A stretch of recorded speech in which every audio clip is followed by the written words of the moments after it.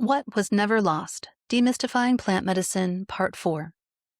Women have always known about the plants, in the cellular sense, in the body memory sense, in the way that when a woman sits with plant medicine for the first time and something in her recognizes it, that recognition is not imagination, it is remembrance. I've watched this happen. I have felt it happen in my own body. The medicine arrives and something ancient in the feminine system says, "Oh, yes, this." Not surprise, recognition. This is the essay I've been building toward across this entire series.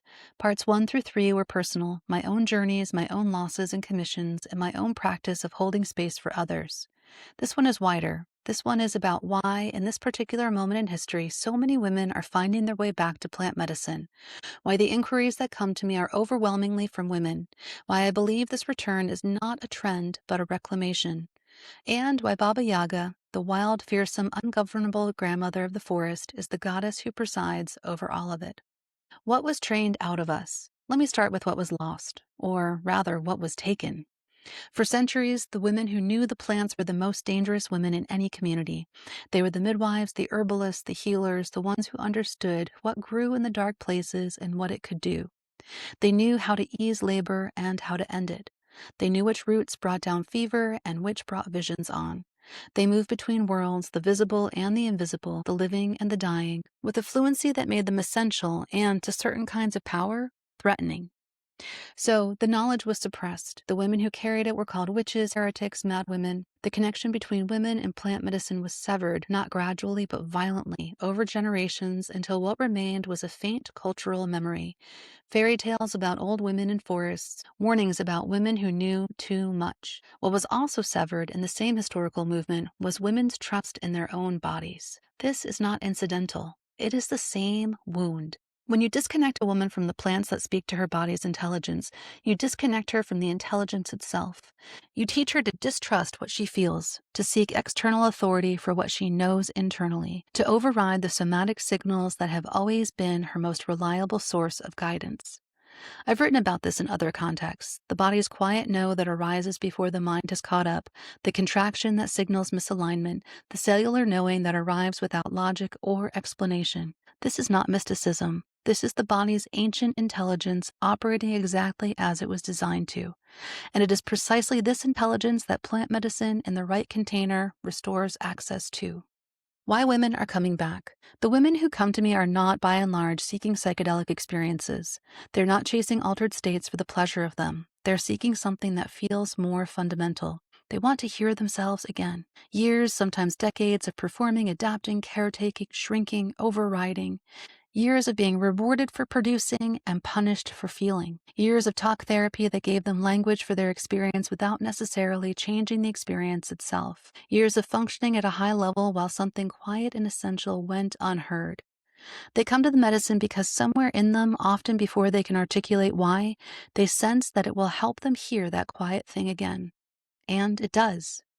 What I've witnessed over and over in the journey space with women is a return to the body, not a dramatic return, not always visions or revelations or weeping. Sometimes it is quieter than that.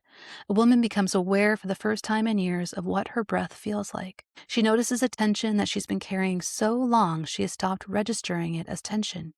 She feels grief she has been managing rather than feeling. She hears a knowing she has been overriding, clearly, unmistakably, in her own body's language. The medicine does not give her this knowing. It was always there. What this medicine does is quiet the noise long enough for her to hear it. This is why I believe plant medicine and the feminine have always belonged together. Not because women are more mystical or more emotional or more suited to altered states, but because the medicine speaks the language the feminine body already knows. It speaks in sensation, in image, in somatic truth. It bypasses the performing mind and goes directly to the knowing body. And the knowing body in most women I've worked with has been waiting a very long time to be heard. The womb as oracle. I want to speak specifically about the womb because in my own journeys and in the journeys I've held space for, it has consistently been a site of profound intelligence and profound grief. In my own womb light journey, masculine energy placed a light in my womb, and what followed was hours of labor, not metaphorical labor, but something my body participated in completely, sweating and pacing and releasing in the way the body releases when it's moving something enormous through. What was planted in that journey has been unfolding in me ever since. The podcast, the creative work, the facilitation practice, all of it seeded in that experience, gestated over years, born in its own time. The womb is not only a reproductive organ, it is a center of creative intelligence, of intuitive knowing, of grief held and life generated. Many women carry in their wombs what they were never given permission to feel: losses unmourned, boundaries uncrossed, desires unspoken. The medicine, in my experience, has a particular relationship with this center. It goes there. It asks what is being held. It offers, if the woman is willing, the space to finally let it move.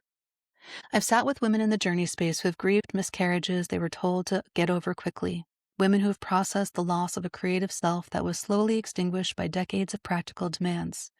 Women who have finally felt the full weight of their own desire, not as something shameful or excessive, but as intelligence, as signal, as a compass pointing toward what their life is actually asking of them. This is not therapy. It is older than therapy. Severity and the medicine. There's another theme that runs through the work I do with women, and this is the one I return to most often in my own life in writing: severity. Severity, as I understand it and have written about it, is not about holding yourself together.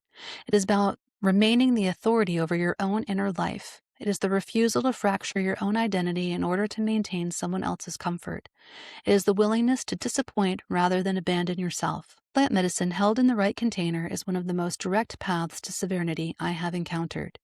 Because what the medicine does when it removes the static, when it quiets the noise, when it bypasses the performing mind and goes directly to the knowing body, is show a woman with clarity that is sometimes startling what she actually knows, what she actually wants, what she has actually been feeling underneath the management and the adaptation and the careful performance of okayness.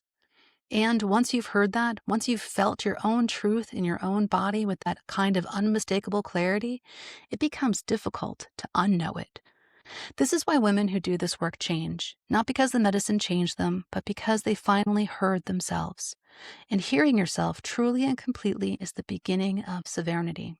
I watch women leave the journey space knowing for the first time with full body certainty that a relationship needs to end, that a career path is wrong, that a creative impulse that they've been suppressing for years is actually a calling, that the grief they've been managing is ready to be fully felt, that the desire they've been dismissing is real and worthy and worth following. The medicine did not tell them any of this. They already knew.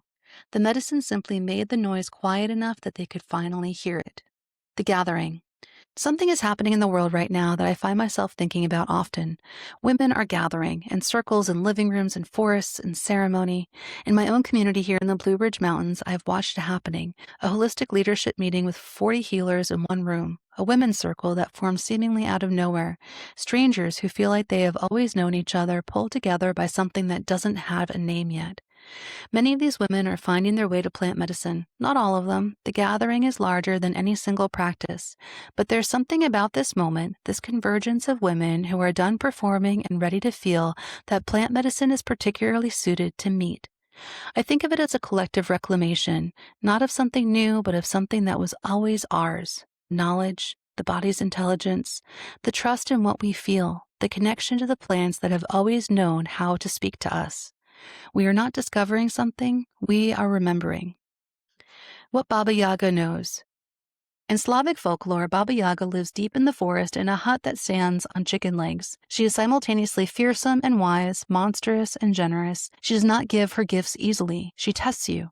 She asks you to prove you are ready, not by being perfect or prepared or unafraid, but by coming with clarity and courage and a willingness to meet what you find. Women who enter her domain without that readiness do not fare well. Women who come with it receive everything. This is the truest description I know of what plant medicine asks of the feminine. It does not reward performance or preparation in the ordinary sense. It rewards honesty, willingness, the courage to look directly at what you've been carefully not looking at. But Baba Yaga is the wild grandmother who tests you not because she is cruel, but because she knows what you are capable of, and she refuses to give you less than what you came for. She is the medicine itself in its most ancient, most feminine, most ungovernable form. She does not make it easy, she makes it real. And real, in my experience, is exactly what women are hungry for. A note on this series.